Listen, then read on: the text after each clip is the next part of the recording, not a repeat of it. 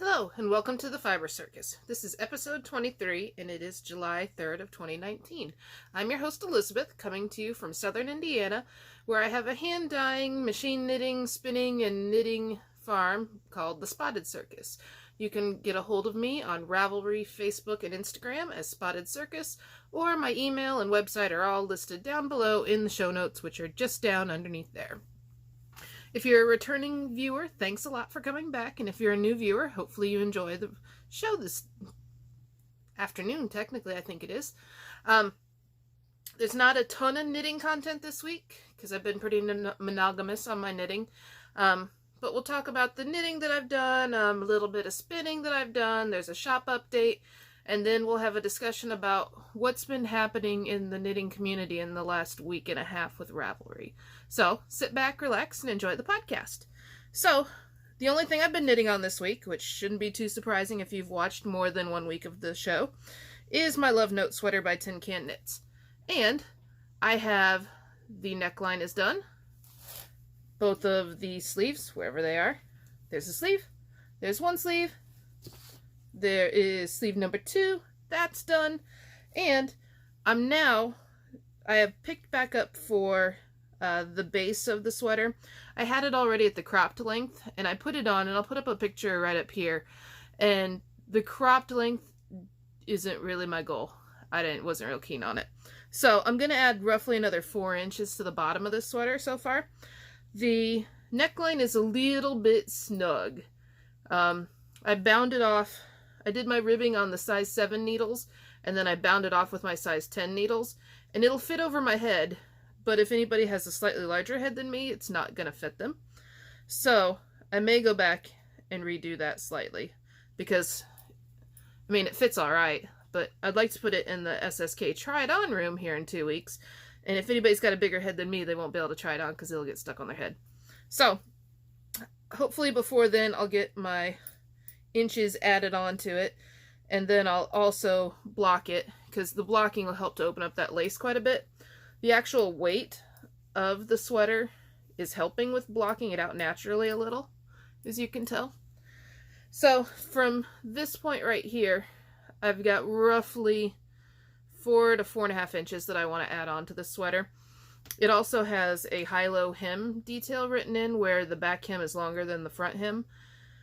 We'll see how that goes. Luckily, I've got it on like a 50-inch circular needle right now, so I can actually try it on as I'm knitting it. And I'm knitting these on size 10 needles still, and these are my interchangeables. They're the Metal Knitter's Pride one. I think they're called Zings, and what a coincidence, they're also purple.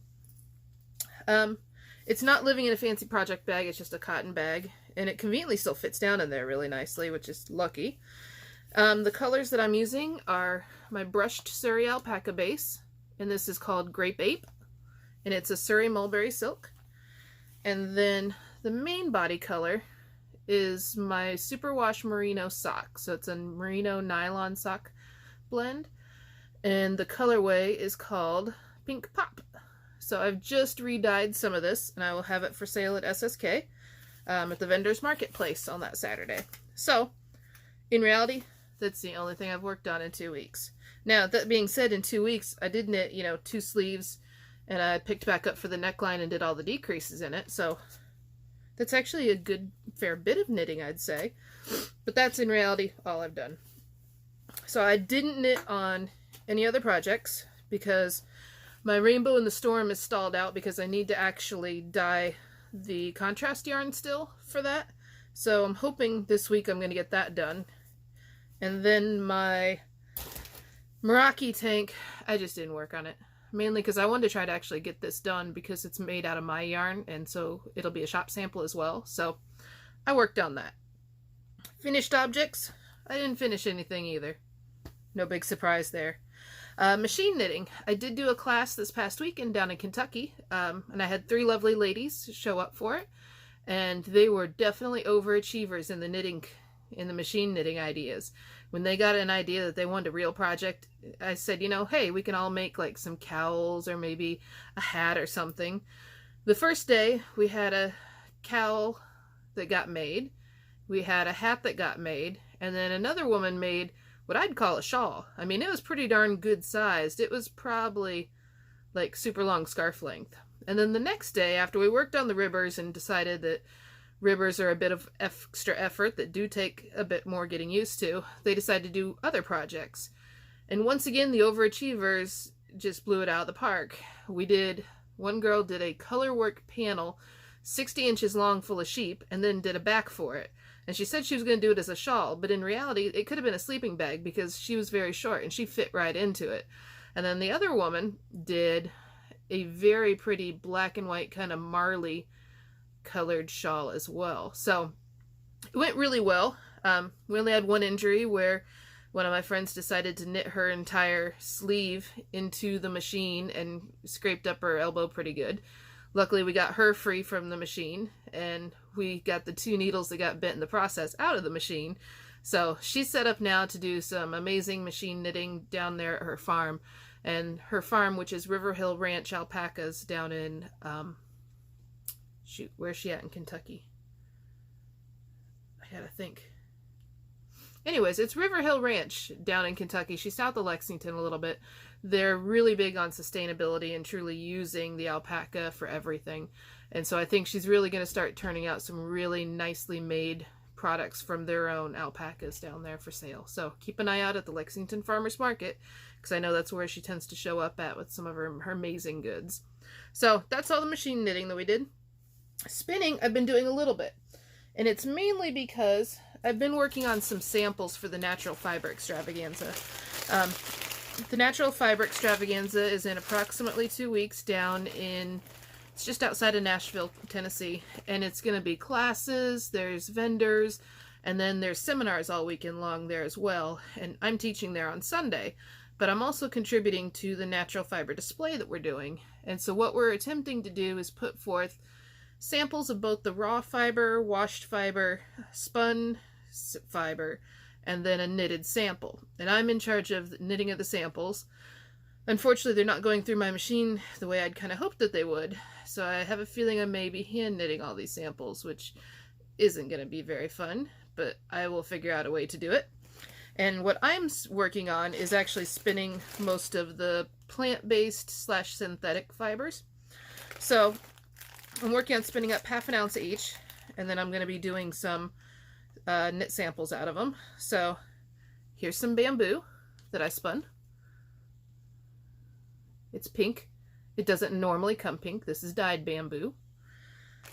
So I did some bamboo. I spun some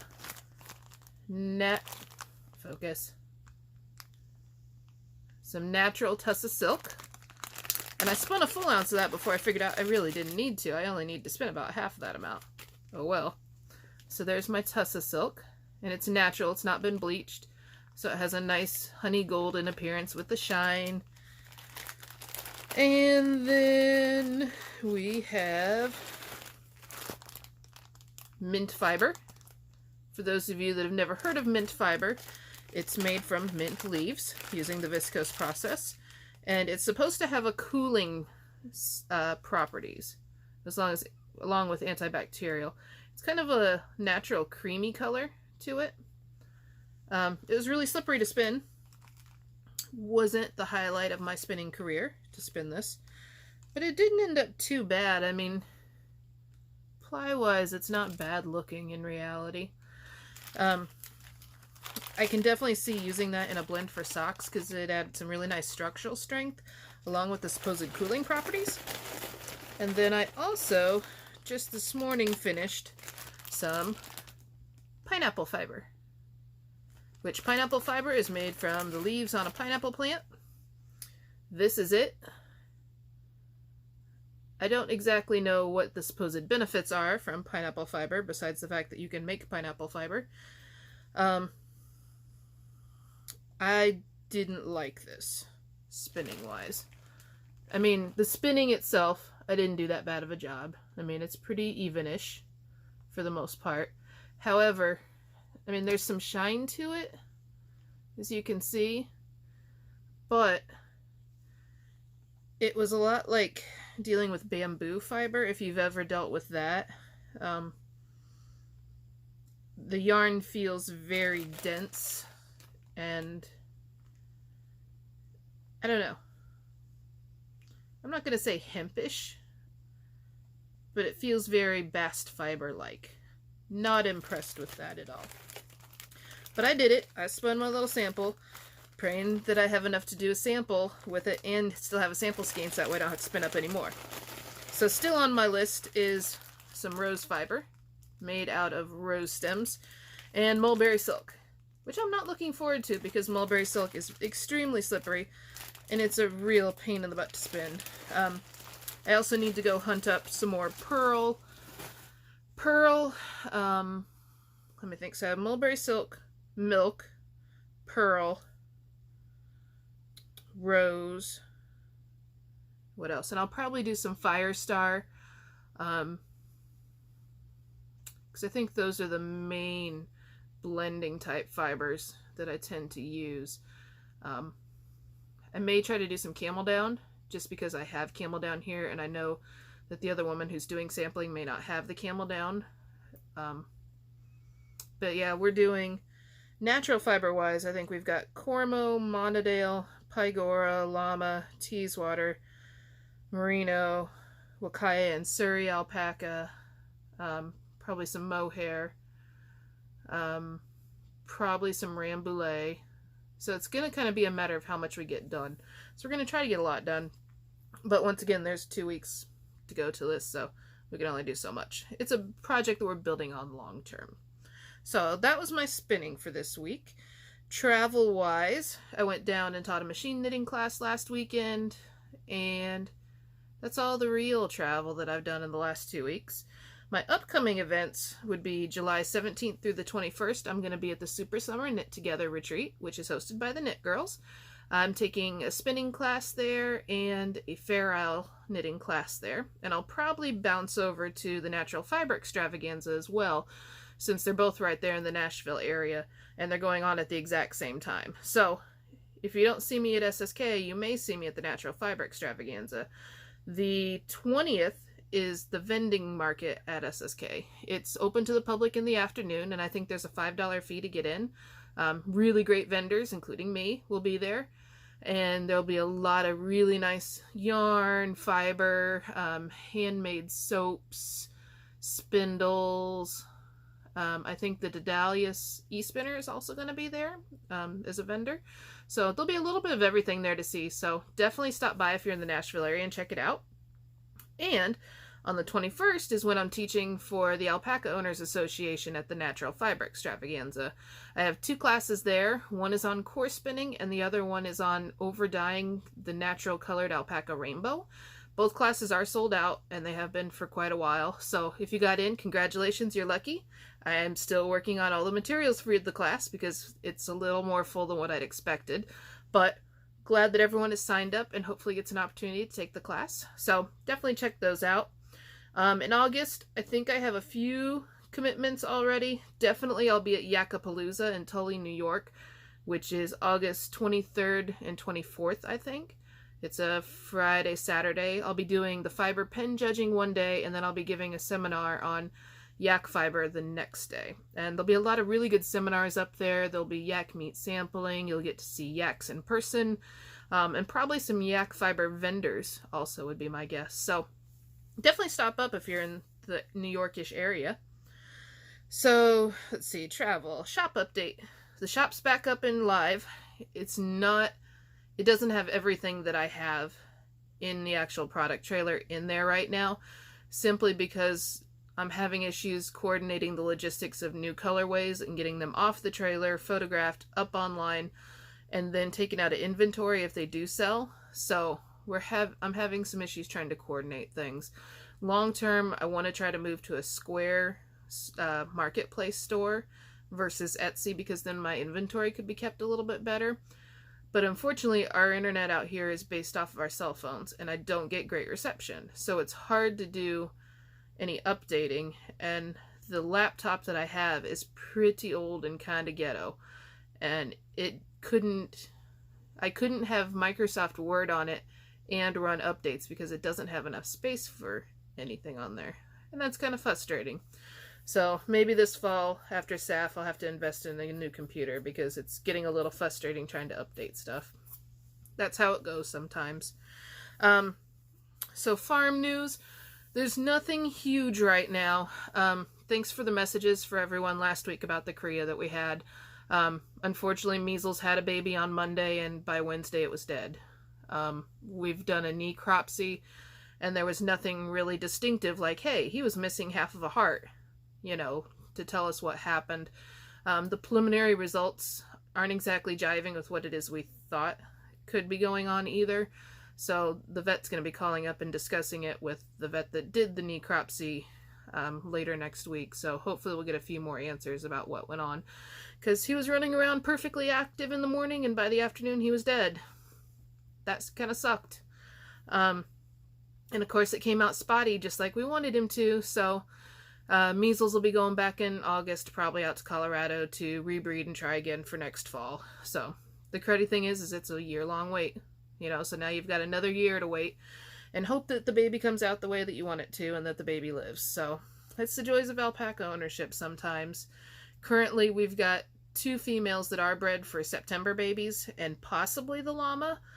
We're not 100% sure on the llama because she was bred last year, but she's showing a little hussy of a side and interested in the males still, but yet she's way larger than she's ever been. So we're not real sure if she's bred or not. So she'll either pop out of Korea in September or she won't. We'll find out then. If they had a really easy pregnancy test, it sure would be nice. But unfortunately, there's no great test besides will they breed with the male or will they not breed with the male. So on to some things that have been happening in the industry in about the last 6 months. And if you don't want to listen to this section, no problem. Don't worry about it. Continue onward, and we'll see you guys next time. About 6 months ago, there began to be a really large discussion about racism and blatant disrespect of Black, Indigenous, and people of color, people that were LGBTQ+, people that were disabled. There was a huge explosion online of bringing to light things that were happening in the community that I, as a white privileged woman, didn't even realize was happening. And I'll be honest, I was amazed at some of the stories that I've read about things that happen in the community and very blatant racism. I find it really disturbing that in 2019 this kind of stuff still goes on. It's really kind of sad.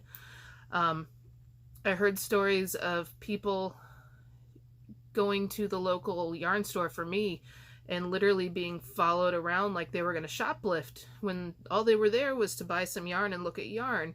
But because of the color of their skin, they were literally treated like they were going to be a criminal no matter what. I've heard stories of people that wouldn't go into booths because somebody of color was the vendor there, you know, and it's really kind of sad. I understand that I come from a position of privilege. As a white woman, I can go about anywhere and not be expected and not be treated the same as somebody that's colored would. You know, it's been a very eye-opening experience following and listening to some of the stories on Instagram as far as what all has been done in the community. Last week, Ravelry decided to institute a no support for the current administration policy due to wanting to provide a space that was inclusive for everyone. From what I understand, it came about because there was a pattern posted on Ravelry that was very blatantly racist. It got reported, and at the time that it was reported, the person who created the pattern could see who had reported this pattern. The designer then proceeded to get that person's public information and harass that person, post where they publicly live, private information about this person, and harass them to the point where that person felt like their life was being threatened. And that's just really disturbing. You know, in a community of crafters, we should all be there for the... So Ravelry did institute a policy that said, you know, we aren't going to be standing for this. You know, if you want to discuss the current administration, you can do it, just not on Ravelry. And as a privately held company, they have every right to do that. You know, if you're still a supporter there, you can still be a part of Ravelry. You just can't discuss your viewpoints of what you believe to be correct. So I agree with Ravelry. I think that in a community as large as what Ravelry is, it needs to be a safe space. We should all be there for the crafting, not to be hating on other people because they're different. So, you know, my booth, my podcast, Instagram feed, all that kind of stuff, you know, I'm very inclusive. You know, I don't want people to be hateful on it, and if I see hateful commenting, I'm going to delete it, and I'm going to block you, because I don't have space for that kind of an attitude. You know, I want my community to be inclusive of everyone, no matter what it is you like. You know, whether you're a BIPOC person, whether you're lesbian, gay, bisexual, transsexual, queer plus, if you're disabled, if you're body positive, you know, I want everyone to feel safe and have a good time in my booth and in my community. So that's kind of my little thing on it. I'm definitely not an expert on what's been happening. I've been more attempting to read and follow other makers that know more than what I do. I follow Lola Bean Yarn Company pretty heavily, and Gigi made it. I think it's Surita. There's a lot of really good makers of color out there that have explained the situation way better than I ever could, and have given very good reading lists as far as how to learn more about white fragility and just some of the other things that are out there still in this day. So, you know, on a happier note, keep up your knitting, and I will see you guys in 2 weeks. Bye.